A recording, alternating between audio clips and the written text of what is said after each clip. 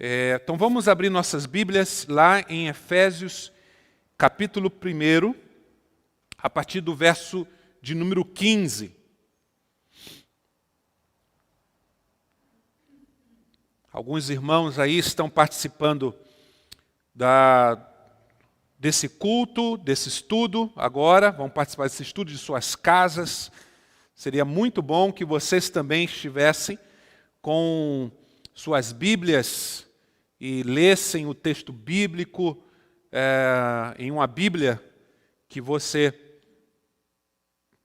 tenha aí em sua casa. Efésios capítulo 1, a partir do verso 15. Estava vendo ali algumas pessoas que estão participando. Uma eu sei que está, minha irmã Lídia, lá do Rio de Janeiro. Rio de Janeiro hoje está fazendo 15, 14 graus, né?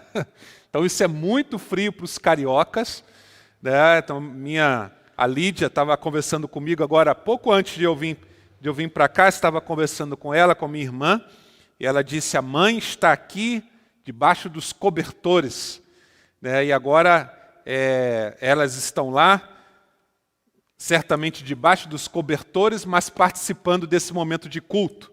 Já vi que ela está ali participando. E irão fazer também juntamente conosco esse estudo. Vamos lá então, Efésios capítulo 1, a partir do verso 15, vamos ler até o final do capítulo 1. Diz assim: por esta razão, desde que ouvi falar da fé que vocês têm no Senhor Jesus e do amor que demonstram para com todos os santos, não deixo de dar graças por vocês, mencionando-os em minhas orações. Peço que o Deus de nosso Senhor Jesus Cristo, glorioso Pai, lhes dê espírito de sabedoria e de revelação no pleno conhecimento dele. Oro também para que os olhos do coração de vocês sejam iluminados, a fim de que vocês conheçam a esperança para a qual ele os chamou, as riquezas da gloriosa herança dele nos santos e a incomparável grandeza do seu poder para conosco, os que cremos, conforme a atuação da sua poderosa força. Esse poder ele exerceu em Cristo, ressuscitando-o dos mortos e fazendo assentar-se à sua direita nas regiões celestiais, muito acima de todo governo e autoridade, poder e domínio, de todo nome que se possa mencionar, não apenas nesta era, mas também na que há de vir. Deus colocou todas as coisas debaixo de seus pés e o designou cabeça de todas as coisas para a igreja, que é o seu corpo, a plenitude daquele que enche todas as coisas em toda e qualquer circunstância. Bom, meus queridos irmãos, semana passada nós falamos do verso 15 até o verso de número 19. E hoje nós encerraremos o estudo desse capítulo, primeiro capítulo desta carta que o apóstolo Paulo escreveu. Essa carta possui 6 capítulos, né? Então hoje nós vamos terminar o primeiro capítulo da carta que o apóstolo Paulo escreveu aos Efésios. Então, recapitulando rapidamente o que nós falamos semana passada. Versículo 15, Paulo diz: por essa razão, desde que ouvi falar da fé que vocês têm no Senhor Jesus e do amor que demonstram para com todos os santos. Então, Paulo fala de duas coisas aqui. Paulo fala da fé e do amor. Fé e amor. Esta fé tem um nome, ou esta fé é em alguém. A fé em quem? Fé no Senhor Jesus Cristo. Fé no Senhor Jesus Cristo. E amor que eles demonstravam para com os santos, o amor que eles demonstravam para com a igreja. Então aqui está a vida, né, a vida da igreja, a vida dos crentes. A vida dos crentes é uma vida de fé em Jesus e uma vida de comunhão. É fé em Jesus e comunhão, amor para com a própria igreja, para com o próprio povo de Deus. Então, duas coisas, fé e amor. Fé em Jesus Cristo, amor para com a igreja. Está falando da comunhão. Versículo 16, não deixo de dar graças por vocês, mencionando-os em minhas orações. Então, Paulo, ele é uma pessoa que ora, né? Ele orava, e nas suas orações ele agradece. O que inicia as suas orações é a gratidão. Então ele está agradecendo. Agradecendo por quê? Agradecendo pela igreja. Agradecendo a Deus a igreja. Agradecendo a Deus os crentes, né? Então ele está louvando a Deus, ele está com o coração cheio de alegria pela igreja de Jesus. Então ele está dizendo, não deixo de dar graças por vocês, né? Esse é o conteúdo, a gratidão pela igreja fazia parte do conteúdo das suas orações. Versículo 17, vem o pedido então desta oração. Qual o pedido? O que Paulo está pedindo diante de Deus? Então ele diz, versículo 17, peço que o Deus de nosso Senhor Jesus Cristo, glorioso Pai, lhes dê espírito de sabedoria, de revelação, no pleno conhecimento dele. Então, o que Paulo está dizendo? O que Paulo está pedindo a Deus? Paulo está pedindo que o próprio Deus abrisse a nossa mente para que nós entendamos quem é Deus, para que nós tenhamos conhecimento, pleno conhecimento de quem é Deus. Nos dê, então, um espírito de sabedoria e de revelação. Revelação de quem? Revelação de Deus, né? Então, o mesmo entendimento, a mesma experiência, a mesma revelação que o apóstolo Paulo estava tendo, né, ou teve, ou estava tendo de Deus, a mesma revelação que o apóstolo Paulo estava tendo da obra da salvação de Cristo Jesus, do significado da vinda do Filho a este mundo, da encarnação de Jesus, da crucificação de Jesus, da ressurreição de Jesus, da promessa da segunda vinda de Jesus, do Jesus entronizado, né, nos céus, toda esta revelação que o apóstolo Paulo está tendo, a clareza do que Deus estava fazendo, do que Deus fez em Cristo Jesus, do que Deus estava fazendo, tudo isto, toda esta revelação que o apóstolo Paulo estava tendo, ele pede também que a igreja tenha, que os crentes tenham. Por quê? Porque ele está pedindo isso? Porque se nós tivermos a igreja, cada um de nós, tivermos o entendimento de quem Deus é, do seu poder, de quem é Jesus, do que ele fez na cruz, da onde ele está, do que vai acontecer no futuro, então nós temos todo o conhecimento.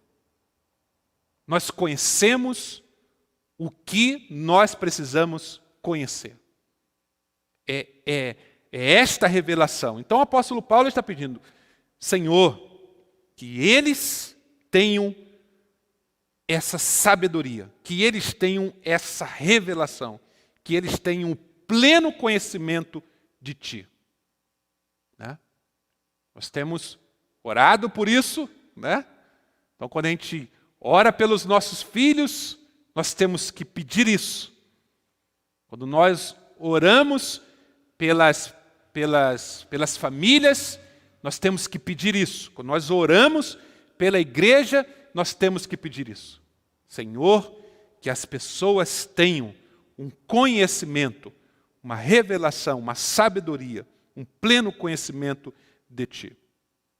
Versículo 18, oro também para que os olhos do coração de vocês sejam iluminados, a fim de que vocês conheçam a esperança para a qual Ele os chamou, as riquezas da gloriosa herança dele nos santos. E emendando aqui o versículo 19, e a incomparável grandeza do seu poder para conosco, os crentes, conforme a atuação da sua poderosa força.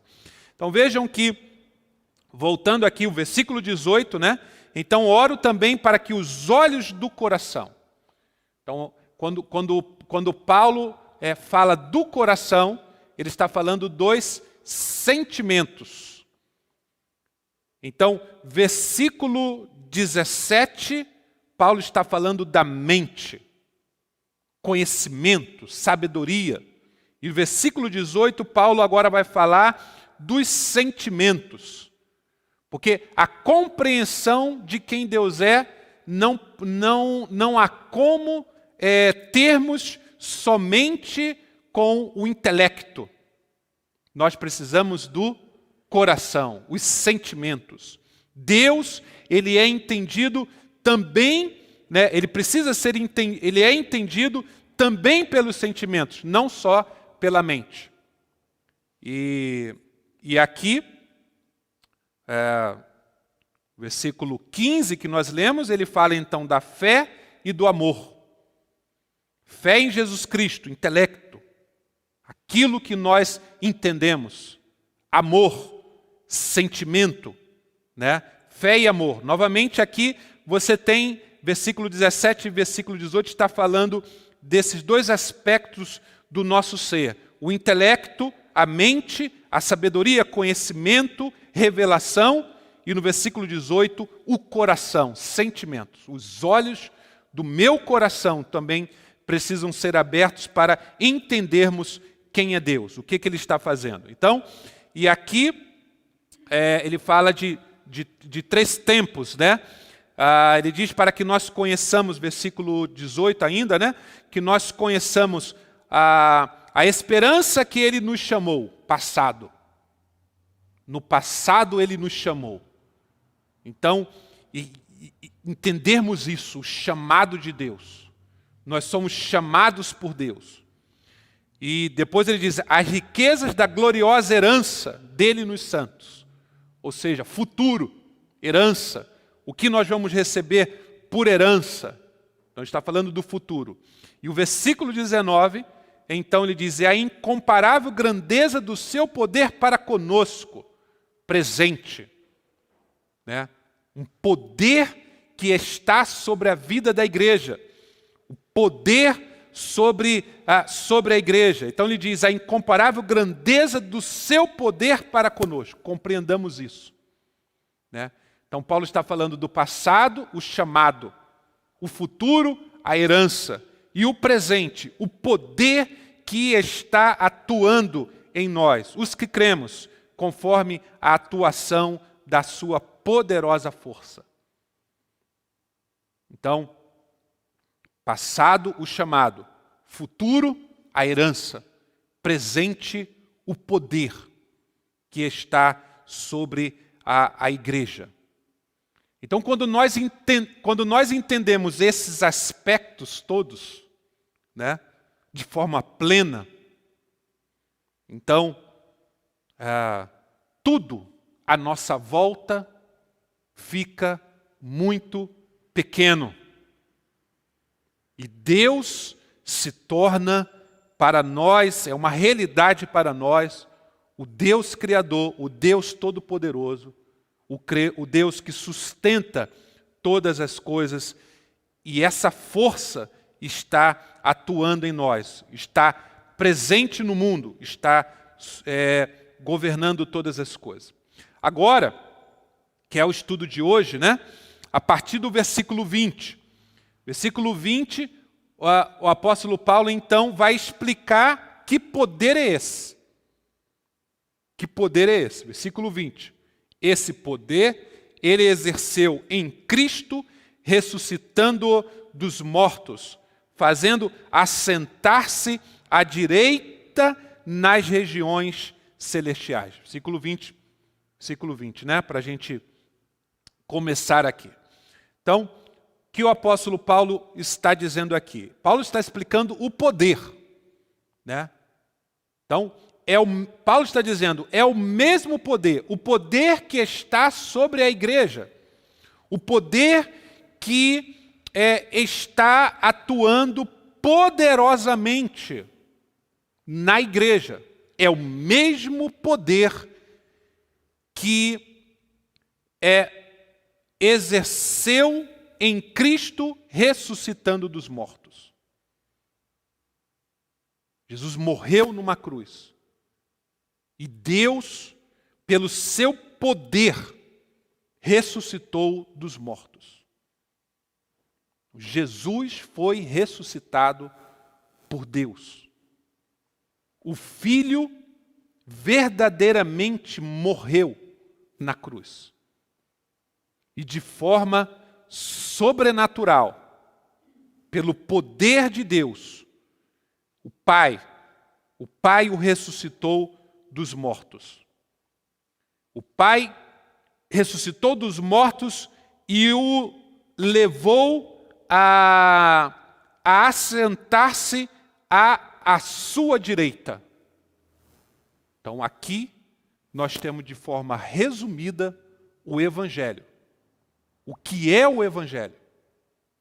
O Evangelho é o entendimento claro de quem é Jesus. Jesus é o Filho único de Deus, que morreu numa cruz, morreu em nosso lugar.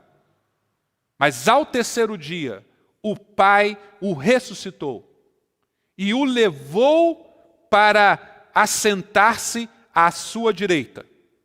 Assentar à direita significa o lugar de mais alta honra, né? Direita, sentar-se à direita, o lugar de mais alta honra. Então Paulo está dizendo, está resumindo o que é o Evangelho. Jesus foi ao mais baixo, que é a cruz, a morte de cruz, morreu e o Pai o ressuscitou e colocou ele à sua direita. É isto que é o Evangelho. Então Paulo está dizendo que a mente de vocês e os olhos de vocês, os olhos do coração, melhor dizendo, a mente e os olhos do coração entendam isso.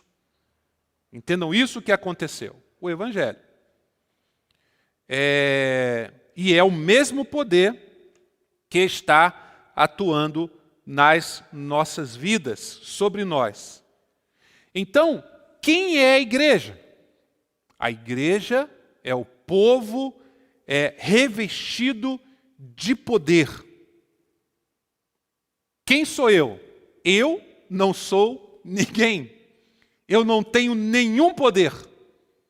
Mas em Cristo Jesus eu sou revestido de poder. Né? Paulo então está explicando aqui a igreja. A igreja ela é revestida desse poder, o mesmo poder que ressuscitou a Cristo e o fez assentar sobre ao lado direito, né, de Deus Pai. Versículo de número 21, ele continua dizendo sobre este governo de Jesus. Né? Ele está dizendo muito acima de todo governo e autoridade, poder e domínio, e de todo nome que se possa mencionar, não somente nesta era, mas também na que há de vir. Então, comentário aqui da Bíblia Nova Versão Internacional. Incluindo-se qualquer seres sobrenaturais que os de sua época possam imaginar. Pois nos dias de Paulo, muitas pessoas acreditavam na existência não somente de anjos e de demônios, mas também de outros seres.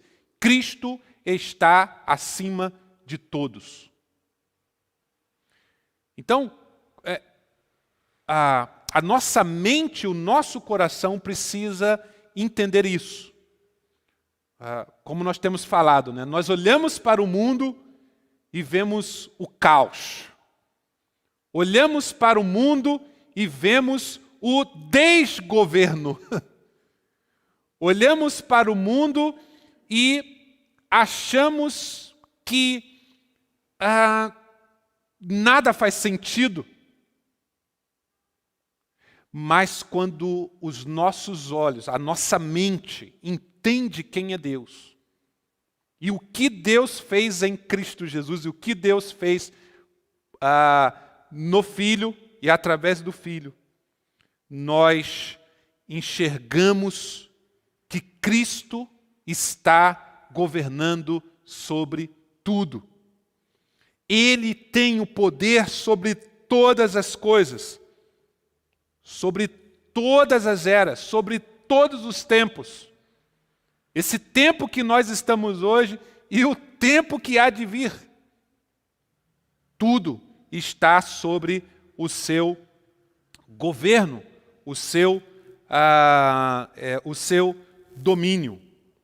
E este domínio está colocado,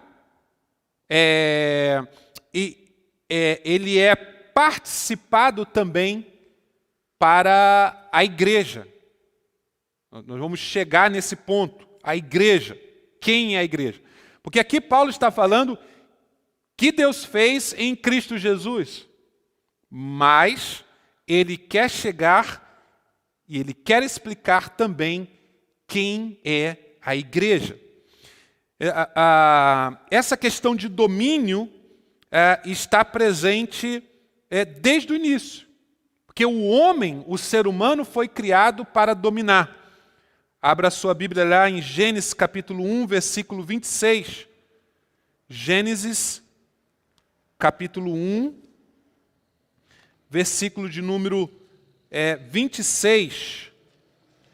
Quando Deus criou todas as coisas, então Deus disse: façamos o homem à nossa imagem, conforme a nossa semelhança.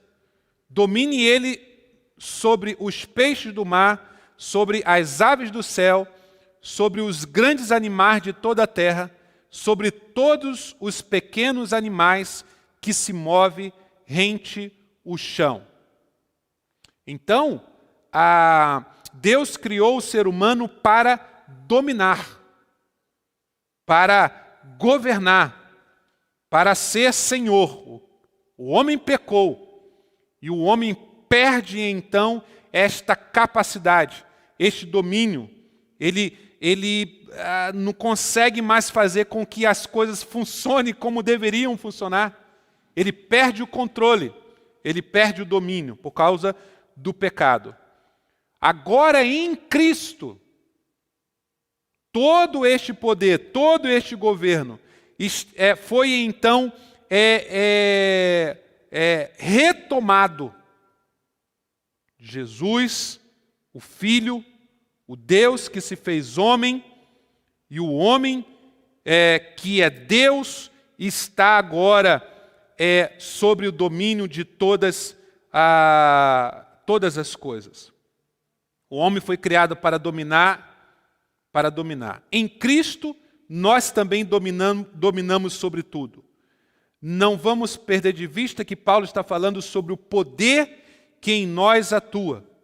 Somente em Cristo pode a humanidade alcançar destino prometido. Então é em Cristo que nós alcançamos. Novamente, recuperamos novamente esse domínio sobre todas as coisas. Através de Jesus. É isso que Deus está fazendo. versículo de número 22, então, ele diz, versículo 21, né? Muito acima, versículo 21 eu já li, o 21, né? O 22, Deus colocou todas as coisas debaixo dos seus pés e o designou cabeça de todas as coisas para a igreja. Versículo 23 também, que é o seu corpo, a plenitude daquele que enche todas as coisas em toda e qualquer circunstância. Estão percebendo aí, né? Todo, o tempo todo, né? Paulo está falando desta plenitude, deste poder sobre todas as coisas. Isso foi dado, então, a Jesus, o Filho. Então, vamos lá. Deus colocou todas as coisas debaixo dos seus pés, né? Uma expressão, né? O estrado dos seus pés. Era onde os poderosos se assentavam, então tinham um estrado, né? Onde eles colocavam os pés. E ali, essa expressão é uma expressão de domínio, né, sobre todas as coisas. E aí, ele o designou cabeça de todas as coisas para a igreja. Então, entrou aí a igreja. Então, vejam que Paulo ele está falando do poder de Jesus, mas ele também quer falar do poder que agora a igreja tem. Não por ela mesma, mas por causa de Cristo Jesus. Ora, se a igreja é o corpo de Cristo, então a igreja exerce o poder no mundo, a autoridade no mundo. Então, quem é a igreja? Versículo de número 23. É o seu corpo. A plenitude daquele que enche todas as coisas em toda e qualquer circunstância. Então, quem é Jesus? Jesus é aquele que enche todas as coisas. Em todo lugar, em qualquer circunstância.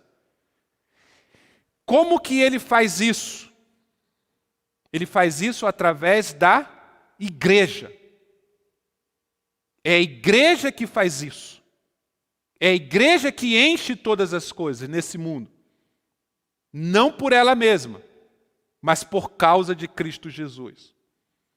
Então, onde falta Jesus, falta tudo. Uma vida sem Jesus é uma vida vazia. Uma família sem Jesus é uma família vazia. Uma sociedade sem Jesus é uma sociedade vazia.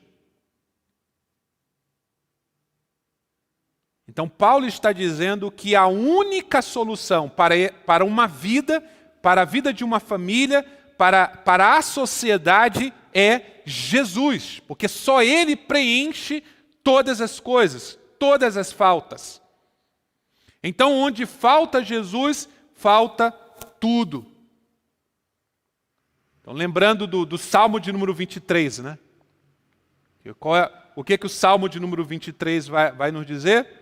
O Senhor é o meu pastor, nada me faltará, ou nada me falta. Por quê? Porque Deus preenche todas as coisas. Agora, como que Deus está fazendo isso agora no mundo?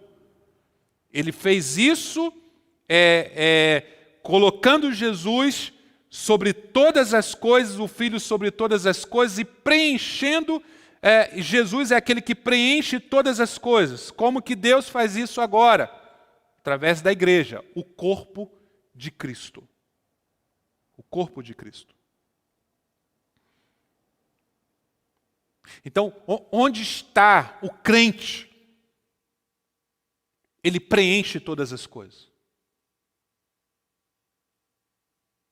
É isso que é a igreja. É isso que é ser de Jesus. todo este poder está sobre a igreja, está em nós. Né? A presença do crente preenche as circunstâncias. Não por causa de nós, mas por causa de Jesus em nós. É isso que Paulo está querendo dizer aqui. Explicando o que é ser crente. O que é ser da igreja. O que é ser igreja. Plenitude, ele enche. A igreja é a plenitude de Cristo.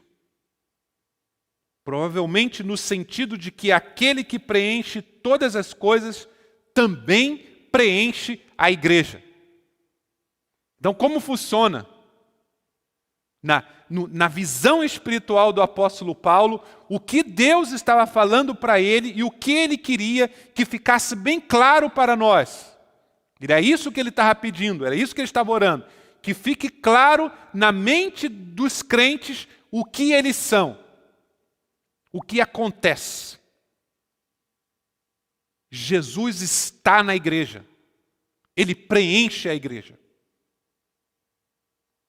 E ele estando na igreja, preenchendo a igreja preenche todas as coisas. Então, onde está um crente? Onde está um discípulo de Jesus? Ele é aquele que leva a presença de Cristo. Que preenche todas as coisas, que muda todas as coisas, que dá sentido a todas as coisas. É isso que nós somos. Jesus preenche a igreja. E a igreja cheia de Jesus preenche os vazios do mundo. Do mundo. Estou lendo um livro que se chama Coragem de Ser Imperfeito. E a autora, ela então nos fala que o grande problema dessa sociedade é a cultura da escassez. Os seres humanos, eles têm um sentimento, todos nós, essa cultura que nós vivemos, nós temos um sentimento de que sempre está nos faltando alguma coisa. Sentimento de escassez. Nunca nada está bom o suficiente.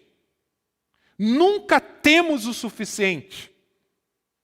Sempre temos um sentimento de falta. E uma outra autora dentro desse livro diz que quando nós acordamos, o primeiro sentimento que vem à nossa mente é de que nós não dormimos o suficiente.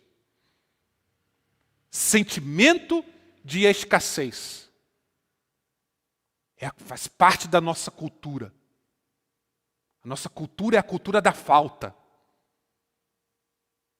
Por isso você tem que estar sempre buscando alguma coisa. Você nem sabe o que é, mas o que você tem que estar buscando, você tem. Você tem que estar sempre lutando por alguma coisa, para conquistar alguma coisa. Na verdade, é isso que faz a economia girar, né? Tem um sentido, tem um propósito. Só que isso fez com que a nossa cultura adoecesse. E nós estamos doentes. Nossa cultura, o nosso mundo está doente por causa de um sentimento de falta. Agora, o que nos diz a palavra de Deus? Né? O apóstolo Paulo, ele vai dizer que o Evangelho, a salvação de Cristo Jesus, muda esse sentimento. Ele vai escrever aos Filipenses dizendo, tendo o que comer e o que vestir, estejam com isso contentes. Né? Não porque temos o que comer e temos o que beber e temos o que vestir, estejamos com essas coisas contentes. Mas ele está dizendo, se você tem o que comer, se você tem o que vestir, nada está te faltando. Em Cristo Jesus. Porque Jesus preenche todas as coisas nas nossas vidas. Jesus é aquele que preenche todas as faltas, todas as lacunas, todos os vazios. Então este mundo, ele está caminhando, a nossa cultura é a cultura da escassez, da falta. Sempre buscando alguma coisa, né? E aqui o apóstolo Paulo está dizendo que Jesus preenche todas as coisas. Se temos a Jesus, temos tudo. E é isto que nós temos então que levar para as pessoas. É isto que nós podemos levar para as pessoas. E é para isto que a igreja está neste mundo. Porque através da igreja, Jesus, ele preenche todas as coisas. Eu queria encerrar lendo o pessoal lá da projeção, não tem esse texto, mas eu queria encerrar esse capítulo, né, de Efésios, esse maravilhoso capítulo de Efésios, lendo esse do verso 20 até o verso de número 23, na Bíblia, a mensagem, né? Então, vocês não terão aí a projeção, provavelmente, mas eu queria que vocês fizessem um exercício agora. Que nós nos concentrássemos, eu sei que vocês estão concentrados, mas nós nos concentrássemos ainda mais nessas palavras. Nesta leitura de Efésios 1, do verso 20 ao verso 23 da Bíblia, a mensagem. Paulo vai falar então sobre esta força, sobre Jesus e sobre a igreja. Essa versão ficou assim: toda essa força vem de Cristo. Deus o levantou da morte e o estabeleceu no trono, nos altos céus, no governo do universo. Tudo, das galáxias aos planetas, de forma que nenhum nome, nenhum poder está fora do alcance de sua soberania. E isso não é provisório. Será assim para sempre. Ele está no comando de tudo e tem a palavra final a respeito de tudo. No centro de tudo, Cristo governa a igreja. A igreja não é periférica em relação ao mundo. O mundo é que é periférico em relação à igreja. A igreja é o corpo de Cristo. Por esse corpo, ele, Jesus, fala, age e preenche tudo com a sua presença. Então, o que é ser de Jesus? O que é ser igreja? Imagine se a igreja é perseguida, né? Parece que os crentes que estão na igreja em países em que a igreja é perseguida. Quando nós olhamos, parece que o mundo está atacando a igreja. Sim, está atacando a igreja. As pessoas que não querem o evangelho, estão atacando a igreja. Mas é a igreja que está no centro de todas as coisas. A igreja não está na periferia do mundo. A igreja está no centro de tudo. O mundo é que está na periferia da igreja. Porque Jesus está na igreja. E a igreja é o corpo de Cristo aqui neste mundo. Então, a igreja é o corpo de Cristo. Por esse corpo, Jesus fala, Jesus age e ele preenche tudo com sua presença. Que nós possamos levar isso, guardar isso em nosso coração. Quando nós estivermos diante de uma situação difícil. Quando nós estivermos conversando, nos relacionando com alguém. Quando nós estivermos no meio, do redemoinho, da tempestade. Quando nós estivermos numa família, na nossa própria família, ou numa outra família. Quando nós estivermos no trabalho, na sociedade, entre os amigos. Entendermos que nós carregamos a presença de Jesus. E Jesus fala, Jesus age, e Jesus preenche todas as faltas que porventura, que certamente existe na vida das pessoas e na sociedade. Jesus, nós carregamos Jesus para as pessoas e ali então a transformação. Vamos orar, irmãos? Vamos ficar em pé e vamos fazer uma oração.